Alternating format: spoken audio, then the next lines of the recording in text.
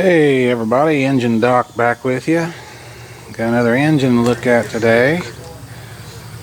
Got us a 15 horse Fairbanks Morse Z tank cooled. And we got the clutch pulley. Picked it up at the Kenny Wolf auction up in Peru, Indiana. In the process of getting it unloaded. It's got a nice cooling tank on it. I've got it, took the jack and set it up on some pipes here. Some rods, gonna roll it backwards, try to get it off of here. So, gonna take our time doing that. It's gonna be kind of a job to get this off of here, but we'll get her. And just gonna try to roll it off on these rods. Got some steel rod down here. So we'll get back with you when we get it off of there. 15 horse Fairbanks. Weighs about 3,400 and some odd pounds.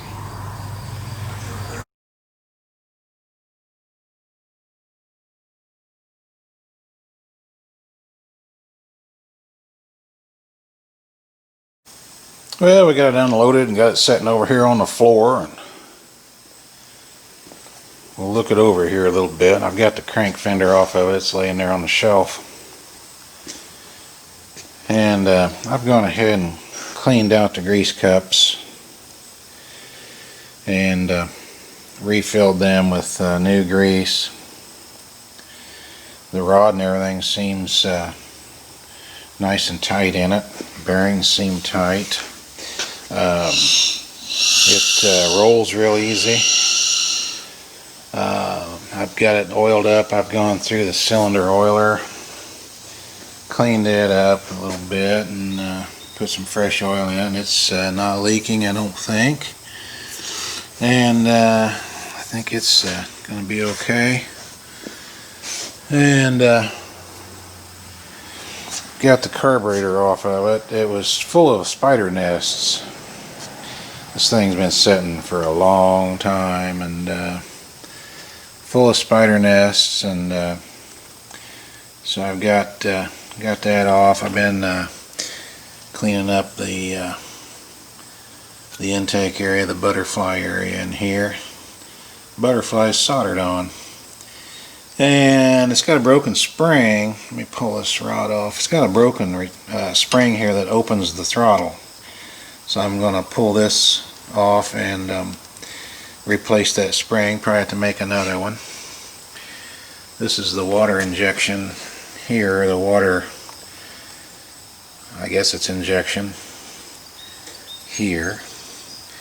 The adjustment for that, and then there's a float in there.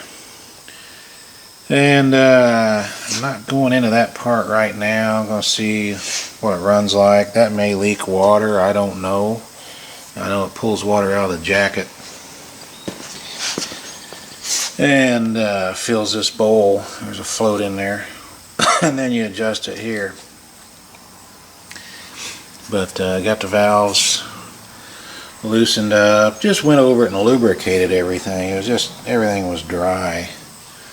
And went over it and lubricated all the fittings and joints and so forth. So the gears look real good in it.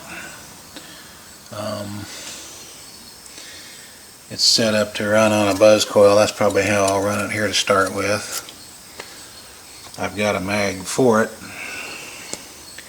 It's even got the weight here for the magneto timing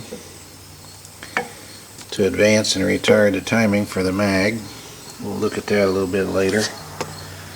Speed control knob. Let's take a look at this carburetor.